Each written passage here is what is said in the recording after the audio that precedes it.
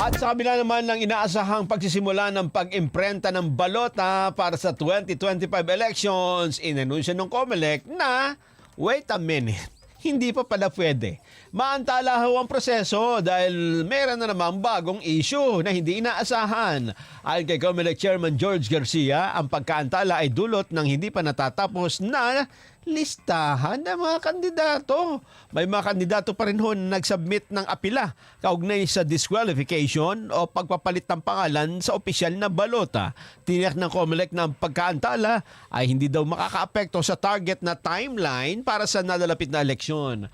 Bagamat hindi pa tiyak ang bagong petsa kung kailan muling mag-iimprenta ng balota, sinabi ng COMELEC, baka masimulan na ito sa unang bahagi ng Pebrero.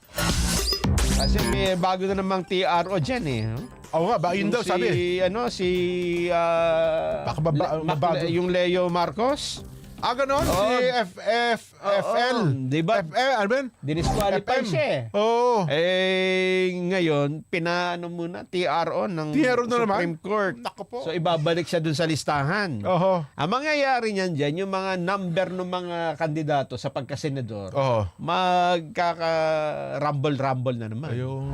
Meron na nga raw gumawa ng political ads ngayon eh. Oo. Ako po si Jen Sobarjaga, numero 25 sa balota. Oo. Ay, 23 na pala ngayon. meron daw ganun. Napalitan na. Oh, ay, 23 na pala ngayon.